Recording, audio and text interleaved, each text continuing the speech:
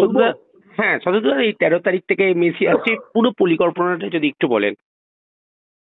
দেখো, পরিকল্পনাটা হলো, একটা তো একটা ফ্যান এনগেজমেন্ট ইভেন্ট করছি, যেটা স্টেডিয়ামে করছি, either Eden gardens are either Salt Lake stadium, যেখানে ফ্যান্সদের জন্য একটা করছি গোট কনসার্ট। তো বেসিক্যালি গোট কনসার্টটা হলো, প্রথমে একটা ক্লিয়ার করতে গেছি, মেসি ফুটবল খেলবে না, মানে ম্যাচ খেলবে না। তো মেসি মেসি ফুটবলিং অ্যাক্টিভিটিতে পার্টিসিপেট করবে। তো একটা সেলিব্রিটি ফুটবল ম্যাচ হবে 7 সাইড, যেটাকে যাদের নিয়ে মানে 7 সাইড 15 মিনিট করে 30 মিনিটের ম্যাচ হবে। তার ম্যাচটা মেসি সম্মানে করা হচ্ছে গোট কাপ বলে। সেখানে অনেক ক্রিকেটার, অনেক ফুটবলার, সেলিব্রিটি ফুটবলার, কিছু সেলিব্রিটি ফিল্ম স্টার, যারা রেগুলার ফুটবল খেলে, মিউজিশিয়ান, তাদের নিয়ে একটা ফুটবল টিম করে তারা খেলবে। এবং মেসি এসে তাদের যে উইনার তাকে গোল্ড কাপটা হ্যান্ড ওভার করে দেবে, এবং কিছু ছবি ছবি তোলা হবে। দেন একটা 30 মিনিটের একটা মেসি বাচ্চাদের সঙ্গে একটা ফুটবল মাস্টার ক্লাস করবে। সেখানেই মেসির একটা ছোট রোল আছে, বেসিক্যালি একটা ফুটবলার, ওর মতন মানে ফুটবলার, এই ফুটবলটা এত ভালোবাসে। সেখানে কিছু একটা বাচ্চাদের সঙ্গে কিছু মোটিভেশন, কিছু ছোট ছোট স্কিল দেখাবে, কিরকম ভাবে কি করতে হয়। যদিও ওইটা আমরা একদম সুন্দর করে স্ক্রিপ্টেড করবো, মানে আগে থেকে ট্রেনিং ট্রেনিং নিয়ে কিরকম ভাবে মেসি কি করবে সেটা আমরা একটা প্ল্যান করে করবো। সেটা সাধারণ দর্শক দেখতে পাবে, মেসি উইথ দ্য বল। তারপরে আছে একটা ছোট 10 মিনিটের মিউজিক্যাল ট্রিবিউট, যেটা বাংলা, হিন্দি, স্প্যানিশ মিলিয়ে একটা ট্রিবিউট মেসিকে দেওয়া হবে।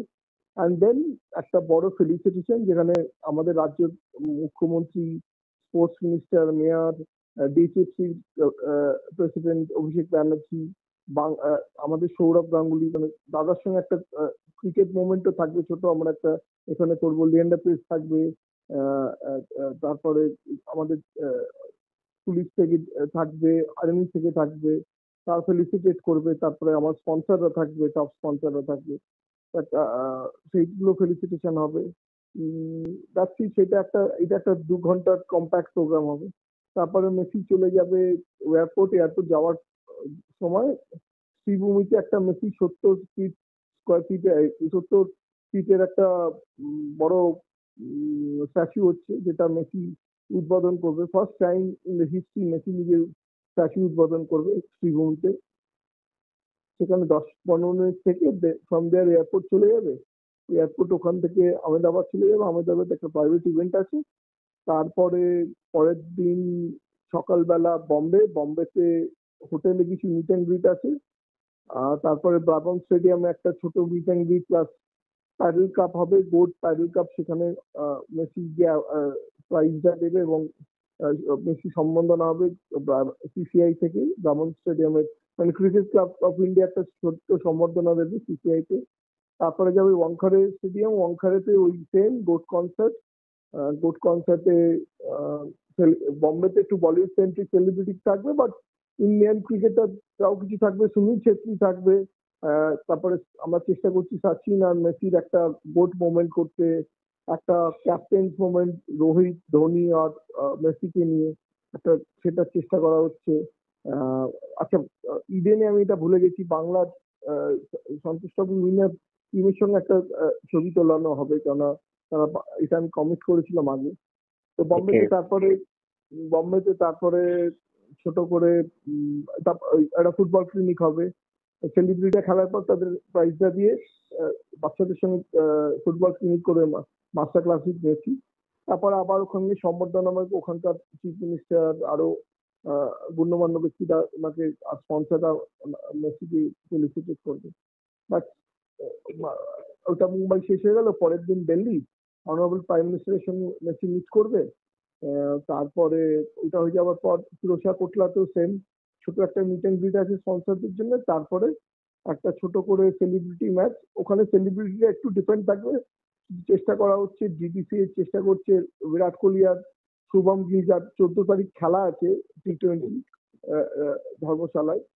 নেক্সট খেলাটা একটু দেরিতে আছে, যদি কোনোভাবে ড্রপ করা যায় শুভম গিল আর ইয়েকে, বিরাট কোহলিকে, আর যদি ওখানে শাহরুখ খানকে আনা যায়, সেটা দিল্লির আমার পার্টনাররা ট্রাই করছি যদি এরকম একটা মোমেন্ট করা যায় মেসিকে নিয়ে। তারপরে একটা ফুটবল ক্লিনিক হবে, নিয়ে ব্যাস তারপরে ইভেন্ট শেষ, তারপরে মেসি মিয়ামি চলে যাবে। ওকে। সত্যি তো একটা জিনিস আপনি নিজেও দেখেছেন যে সব খুব ভালো কাজ হলেও তার কিছু মানে সেদিকে তো লোকে খুঁত বার করার চেষ্টা করে। সেখানে একটা জিনিস আপনাকে মাঝে মাঝেই শুনতে হয় যে এতে ফুটবলের কি উন্নতি হবে? এই প্রশ্নটা আপনাকে অনেকেই বারবার করেছে। আপনি তাদের উদ্দেশ্যে কি উত্তর দিতে চাইবেন? দেখো, আমি একটা কথা বলছি, প্রথম কথা আমি তো একটা ইন্ডিভিজুয়াল, ফুটবল উন্নতি করার দায়িত্বটা তো আমার হতে পারে না। আমি একটা ইন্ডিভিজুয়াল তো একটা ফুটবলের রেভলিউশন আনতে পারি না। আমি as an businessman, as a football passionate লোক, আহ, আহ, মানে সবার আগে আমি যেটা করতে পারি সেটা একটা হলো একটা ফুটবল ইকোসিস্টেমে আমি একটু হেল্প করতে পারি, যে ফুটবলটা একটু পপুলার করা। আর মেসির মতন লোক এলে একটু ফুটবলটা পপুলার হতে পারে। বাকি আজকালকার জেনারেশনটা ফুটবলটাকে একটু অন্যভাবে দেখতে পারে, যে না তার বাবা মারা দেখতে পারে যে না ছেলেকে যদি ফুটবল খেলানো যেতে পারে অ্যাজ আ প্যাশন। আর প্লাস অনেক অনেক ফ্যান্স আছে, মেসি ফ্যান্স আছে যারা হয়তো আমেরিকা যাওয়ার সামর্থ্য নেই, যাদের ওয়ার্ল্ড কাপ দেখার সামর্থ্য নেই, তাদের জন্য তো এটা হতে পারে। মনে করুন আজ যারা অরিজিৎ সিং এর কনসার্টে যায়, যারা কোনো এহারা ম্যানের কনসার্টে যায়, তারা সবাই কি গান মানে গায়ক হয়ে যায়? একটা তো এন্টারটেনমেন্টও আছে। তো ফুটবল আমার দিক দিয়ে আমি কন্ট্রিবিউট করতে পারি হলো, আমি একটা ইকোসিস্টেমে একটা পজিটিভ এফেক্ট আনতে পারি। আমার মেসি আসার পর হয়তো 100 জনের মধ্যে 5 জন হয়তো একটু ফুটবলটাকে সিরিয়াসলি ভাবতে পারে, এটাই হতে পারে। কিন্তু তার বেশি আমার ক্ষমতা নেই। ফুটবল উন্নতি করতে গেলে সেটা ফেডারেশনের কাজ, গভর্নমেন্টের কাজ, অ্যাডমিনিস্ট্রেশনের কাজ, ওটা আমার কাজ নয়। আমি আমার পার্টটা এইটুকুই করতে পারি যে আমি একটা ফানি এনগেজমেন্ট করতে পারি, ফুটবলটাকে একটা ইকোসিস্টেমের মধ্যে, ক্রিকেটের ইকোসিস্টেমে ঢোকাতে পারি, যে ফুটবলও একটা একটা স্পোর্টস। ইন্ডিয়াতে নাম্বার 1 না হলে পৃথিবীতে নাম্বার 1 স্পোর্টস। আমি যাকে আনছি তার থেকে বড় ফুটবলার খুব কম আছে, তাকে গোট বলা হয়। তো তাতে যদি দেখো সেটাই মানে হিপোক্রিটিক্যালি ওইটা বলবো না যে আমি পুরো ইন্ডিয়ান ফুটবলের রিভলিউশন আনবার জন্য এটা করছি, একদমই না। ওকে, থ্যাংক ইউ আর সত্যি। একটা কথা তোমাকে বলছি, হ্যাঁ। মনে করো যাদের সামর্থ্য আছে তারা তো ওয়ার্ল্ড কাপে দেখে চলে আসবে, যাদের সামর্থ্য নেই তাদের কাছে 4-5 হাজার টাকা ইডেনের টিকিটটা বা এখানে কনসার্টের টিকিটটা ইজ মাচ রিজনেবল দেন 5-6 লাখ টাকা, না? তো হুম। তাদের কেন আমি অপরচুনিটি দেবো না বলো? আমি তো আমি বিজনেস করছি, বাট ফুটবলের যত ব্যবসা হবে তবেই ফুটবল বাড়বে। আমি তো কাউকে আটকাচ্ছি না, আমি তো ফেডারেশনকে আটকাচ্ছি না আপনারা মেসিকে নিয়ে মাস্টার ক্লাস কেন করছেন না, আমি তো কাউকেই আটকাচ্ছি না। কেন তারা স্পন্সর উঠাতে পারছে না? আমি তো কাউকে আটকাতে পারবো না, না আমার সীমিত ক্ষমতা। আমি কি করবো? আমি তো চাই সব জায়গায় ফুটবলে স্পন্সর উঠুক, ফুটবলটা আরো বড় করে উঠুক।